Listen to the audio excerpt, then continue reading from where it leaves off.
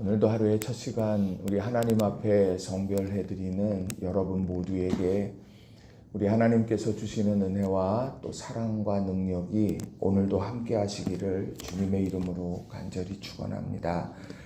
오늘은 사도행전 28장의 말씀을 중심으로 회복의 기쁨을 누리는 사명자, 회복의 기쁨을 누리는 사명자라는 제목으로 함께 말씀의 은혜를 나누기를 원합니다. 로마로 가는 여정, 그 여정에서 유라굴로 광풍을 만났죠. 그리고 바다에서 표류하는 일들이 있었습니다. 자신들이 최선의 노력을 다했지만 불가항력적인 그런 상황을 맞이했어요. 결국 헤엄칠 수 있는 사람들은 헤엄쳐서 그 무트로 나왔고, 또 사도행전 27장 44절에도 보면 널조각 혹은 배물건을 의지하여 나갔다, 이렇게 기록을 합니다. 그러니 그 광경이 얼마나 처절했을까 하는 생각을 해보게 됩니다. 풍랑으로 배가 깨어졌고, 그리고 오랫동안 먹을 것을 먹지 못해 파리하게 말랐을 사람들, 그 사람들이 오늘 한 섬에 오르는 것으로 28장은 시작이 됩니다. 28장 1절에 보면 우리가 구조된 후에 안즉 그 섬은 멜리데라 하더라. 오늘 로마로 가는 여정에서 만난 유라굴로 광풍에서 바다를 거쳐서 이제 멜리데 섬에 이르렀는데, 하나님께서는 이런 회복이 필요한 상황 속에서 하나님의 방식으로 이 사명자들을 세워 가시더라는 거죠. 그래서 저는 오늘 이 본문 속에서 나오고 있는 하나님의 회복의 손길에 대해서 오늘 여러분들과 두 가지로 함께 말씀의 은혜를 나누기를 원합니다. 자, 첫 번째로는 적극적인 환대를 통해서 회복을 이루어 가신다는 겁니다. 적극적인 환대를 통해서 회복을 이루어 가신다라는 거예요. 자, 오랫동안 바다에서 사투를 벌였습니다. 그리고 마지막에는 헤엄을 치고 또 널조각이나 배 물건을 의지해서 떠밀려서 무트로 결국에는 나오게 됐습니다. 근데 나오게 되자마자 누구를 만나게 되는가 보시면 2절에 비가 오고 날이 참에 원주민들이 우리에게 특별한 동정을 하여 불을 피워 우리를 다 영접하더라. 멜리데 섬에 상륙한 바울의 일행, 그들은 아무것도 없는 낯선 사람입니다. 그럼에도 불구하고 원주민들은 특별한 동정을 하며 불을 피우고 그리고 영접했다는 것이죠. 환대입니다. 이 환대가 바로 이 회복이 필요한 이 사명자에게 하나님께서 예비하신 것이다. 그렇게 오늘 성경은 증언하고 있다는 거예요. 또 오늘 14절과 15절에 나오는 말씀에도 보면 이제 멜리데 섬을 떠납니다. 알렉산드리아 배를 타고 떠나고 수라구사에 대고 사흘을 있다가 레기온에 이르러서 보디올이라고 하는 곳에 이르게 됩니다. 그 로마로 향해서 가는 그 여정, 얼마나 마음에 상함이 있고 어찌 보면 그 마음에 얼마나 고단한 몸이 있겠어요. 근데 14절 15절에 보면 거기서 형제들을 만나 그들의 청함을 받아 이레를 함께 머무니라. 그래서 우리는 이와 같이 로마로 가니라. 그곳 형제들이 우리 소식을 듣고 아비오 광장과 트레이스 타베르네까지 맞으러 오니 바울이 그들을 보고 하나님께 감사하고 담대한 마음을 얻느니라. 이제 보리올에서도 그의 형제들과 함께 이레를 머물면서 거기에서 마음의 위로를 받더라는 거죠. 그 결과 멜리데 섬에서의 원주민들의 환대나 보리올에 있는 형제들의 환대들을 통해서 바울이 고백하고 있는 것은 뭡니까? 15절, 바울이 그들을 보고 하나님께 감사하고 담대한 마음을 얻느니라. 하나님께 감사하고, 왜요? 하나님께서 이런 만남들을 주셨으니. 또 담대한 마음, 이 상황에 바울 사도가 그의 마음속에서 마치 겟세마네 동산에서 하나님의 원과 자신의 원 사이에서 많은 갈등을 했을 수도 있겠죠. 여러 연약해진 인간적인 마음에 주저앉고 싶은 마음이 생겼을 수도 있습니다. 로마에 가까이 가면 가까이 갈수록 그의 마음이 두근두근 여러 생각이 들었을 거예요. 그런데 이러한 환대들을 통하여서 담대한 마음을 얻게 됐다는 것입니다.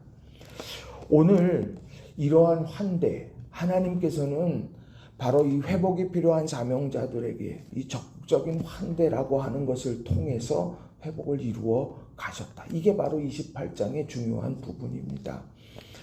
얼마 전에 속회 우리 모임을 하면서 제가 말씀으로 나눈 이야기를 여러분 기억하실 겁니다. 교회 공동체 안에 필요한 것이 있는데 그것이 세 가지다. 하나는 환대고, 하나는 용납이고, 하나는 용서다. 우리가 어떠한 조건이나 어떠한 우리가 환경을 떠나서 우리 그 사람이 어떤 사람이든지 간에 우리는 환대하는 그런 분위기가 있어야 하고, 용납, 여러 가지 삶 속에서 다양한 길들이 있죠. 그러나 오늘 그런 여러 상황에서 지나온 삶의 여정에서 다른 생각들, 또 다른 마음들, 이런 부분들을 용납할 수 있는 넓은 마음이 필요한 것이고, 또 우리들이 삶을 살아가다가 때때로 실수하게 될 때 용서할 수 있는 분위기, 기회를 줄 수 있는 그런 모습이 공동체에 반드시 필요하다는 거죠. 그 중에 오늘 바로 바울 사도는 환대라고 하는 것을 통해서 원주민들에게서 위로를 받았고, 그 환대를 통해서 보리올의 형제들을 통해서 담대한 마음을 갖게 됐다. 오늘 우리의 삶 속에 하루를 살아가면서 우리가 작은 환대를 실천해가는 우리 모든 성도님들이 다 되시기를 바랍니다. 만약에 멜리데 섬에서 이 환대가 없었다 그러면 어떤 생각이 들까요? 아주 사투를 벌여가면서 그러면서 이 무트로 나왔는데 갑자기 바울 사도가 한 말이 떠오르지 않겠습니까? 사도행전 27장 25절에 여러분이여 안심하라, 나는 내게 말씀하신 그대로 되리라고 하나님을 믿노라. 우린 다 살 겁니다. 반드시 한 섬에 걸릴 겁니다. 라고 이야기하고서 그 섬에 도착했는데 비가 오고 날이 찹니다. 그 추위 속에서 벌벌 떨게 될 때 그들의 마음에 어떤 생각이 들까요? 그러나 하나님은 멜리데 섬의 원주민들을 통해서 환대를 경험하게 하시더라는 거죠. 오늘 우리 삶 속에 우리가 작은 환대, 작은 눈맞춤, 또 우리들이 작은 따뜻한 손길, 또 우리들이 따뜻하게 건네는 인사, 우리가 이런 작은 것으로부터 이런 환대를 이루어가는 우리 성도님들의 하루가 되시기를 주님의 이름으로 간절히 축원합니다. 두 번째로는 고난 속에서 열어가시는 길이 있다는 겁니다. 고난 속에서 열어가시는 길이 있다라는 거예요. 뜻하지 않는 고난이 있었습니다. 그런데 그것이 참 안타깝게도 원주민들의 환대 가운데에서 사건이 발생을 했어요. 자, 28장 3절에 보면 바울이 나무 한 묶음을 거두어 불에 넣으니 뜨거움으로 말미암아 독사가 나와 그 손을 물고 있는지라. 자, 비가 오고 날이 찬데 원주민들이 불을 피워놓고 그리고 특별한 동정을 하면서 거기에서 이렇게 몸을 녹입니다. 아, 좋다. 아이고, 행복하다. 그런데 갑자기 독사가 뜨거움을 못 이기고서 그 나무에서 나와서 바울을 물어요. 그 바울을 딱 물고 있는 것을 사람들이 다 보고 있습니다. 사람들이 어떻게 생각할까요? 오늘 본문은 오늘 같이 배를 탔던 사람들의 반응에 대해서는 이야기하지 않습니다. 다만 누구에 대한 이야기를 하냐? 4절에 보면 원주민들이 이 짐승이 그 손에 매달려 있음을 보고 서로 말하되 진실로 이 사람은 살인한 자로다. 바다에서는 구조를 받았으나 공의가 그를 살지 못하게 함이로다 하더니.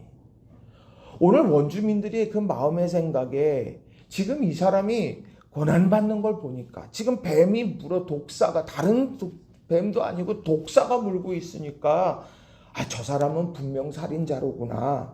저 사람은 바다에서는 구조를 받았는지는 모르지만 오늘 공의가 그를 살지 못하게 하는구나. 이렇게 지금 사람들이 생각했다는 거예요. 그런데 이 공의가 그를 살지 못하게 한다. 이게 도대체 무슨 말일까? 이 세번역 성경을 견주어서 보니까 그래요. 바다에서는 살아나왔지만 정의의 여신이 그를 그대로 살려두지 않는다. 사람들이 그렇게 생각했다는 거예요. 그런데 그 마음의 내면까지도 하나님께서는 그 고난을 통해 그 사람들이 바울을 신뢰하게 만들더라는 거죠. 5절, 6절을 보시면 바울이 그 짐승을 불에 떨어버림에 조금도 상함이 없더라. 그들은 그가 붙든지 혹은 갑자기 쓰러져 죽을 줄로 기다렸다가 오래 기다려도 그에게 아무 이상이 없음을 보고 돌이켜 생각하여 말하되 그를 신이라 하더라. 정의의 여신이 그 바울 사도를 심판했구나 생각했던 그들의 마음, 바울 사도 분명히 살인자구나 그렇게 단정지어졌던 그런 마음들, 그런 마음들을 다 몰아내버리는 것이 바로 이 독사 사건으로 다 사라져버리게 만들더라는 거예요. 그들은 정의의 여신이 심판하는 대상이 아니라 바울 사도가 신이구나. 여기에선 다른 것이 아니에요. 그에 대한 권위를 세워 가시더라는 것이죠. 고난 속에서 하나님은 바울 사도에게 그런 일들을 이루어 가시고 많은 사람들에게 신앙의 확증을 세워 가더라는 것이죠. 또 7절의 말씀도 보면 그 고난 이후에 그 독사 사건 이후에 어떤 만남이 이루어졌나를 보세요. 7절에 이 섬에서 가장 높은 사람 보블리오라 하는 이가 그 근처에 토지가 있는지라 그가 우리를 영접하여 사흘이나 친절히 머물게 하더니. 자, 그 독사 사건 이후로 이 사람은 신이다 사람들이 생각했어요. 근데 그 다음에 보블리오라고 하는 사람을 다 만났는데 사흘 동안 와서 여기에 친절히 머물라고 이야기를 합니다. 이게 또 호의죠. 환대죠. 자, 그런데 그 뒤에 8절에 보면 또 뜻하지 않은 상황이 벌어집니다. 하나 뭐냐? 보블리오의 부친이 열병과 이질에 걸려 누워있거늘. 지금 바울 사도의 눈에 보블리오의 부친이 열병과 이질에 걸려 누워있는 것을 봅니다. 바울 사도는 그걸 지나치지 않았죠. 바울이 들어가서 기도하고 그에게 안수하여 낫게 되는 기적의 역사들이 일어났어요. 그 다음에 9절에 보면 섬 가운데 다른 병든 사람들이 와서 고침을 받았어요. 그 가운데에서 사흘 동안 친절히 그곳에서 보블리오의 집에서 머물렀는데 어느 순간에 바로 그곳이 병들이 치유되어지는 그런 병원처럼 됐다라고 하는 것이죠. 이게 도대체 뭘까? 그런데 그 모든 과정의 결과가 어디로 가느냐? 하나님의 예비하심을 위한 손길이었더라는 거예요. 10절에 보면 후한 예로 우리를 대접하고 떠날 때에 우리 쓸 것을 배에 실었더라. 오늘 이 독사의 사건 이해할 수 없어. 왜 독사야? 그렇게 사투를 벌이고 멜리데 섬에 이르렀는데 어떻게 이런 일이? 그리고 그런 일들을 통해서 그 바울 사도에 대한 오해를 다 불식시켜버리고 또 보블리오를 만났어요. 사흘이나 머물면서 그저 내가 지금 로마로 가는 길목이니 위로함 받아야 되겠다 했는데 보블리오의 부친이 아파 있는 걸 보고서 기도하면서 낫게 했어요. 그랬더니 사람들이 막 밀려와요. 지금 내가 지금 이렇게 하는 게 내가 지금 쉴 때인데. 아니요. 하나님은 그런 일들을 통해서 로마로 향해서 가게 될 쓸 것을 채워가는 그런 귀한 일들을 이루어 가셨다는 것입니다. 여기에서 주는 영적인 교훈이 무엇입니까? 고난 속에서도 우리가 그 고난의 상황 속에서도 하나님은 준비하시고 계시고 일하고 계십니다. 우리는 그것을 다시 한번 돌아봐야 돼요. 우리는 그래서 홍해 앞에서도 홍해가 열려지고 가는 마른 길을, 마른 땅을 우리는 보는 사람들이고 광야의 척박함 속에서도 약속의 땅이 주는 놀라운 풍요로움을 바라보면서 나아가는 사람들이 바로 우리 믿음의 사람들이라는 거예요. 우리 사랑하는 성도님들 한 분 한 분 요즘에 얼마나 삶이 척박하고 얼마나 상황이 힘겹고 버겁습니까? 얼마나 불명확해요. 명확한 게 하나도 없습니다. 다 변동성이 얼마나 큰지 몰라요. 또 신앙에 대해서도요, 얼마나 우리들이 마음속에 이 근간이 막 흔들렸다가 바로 잡혔다가 그런 요동치는 그런 순간들을 맞이할 때가 있죠. 그러나 오늘 말씀 의지해서 여러분 꼭 붙드세요. 이 고난 속에서 하나님께서는 준비하고 계신다. 이 고난 속에서 하나님께서는 오늘 열어가시는 길이 있다.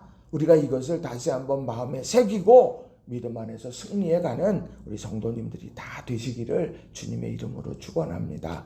말씀을 정리합니다. 우리가 회복의 기쁨을 누리는 사명자, 적극적인 환대를 통해서 하나님은 회복의 일들을 이루어 가셨어요.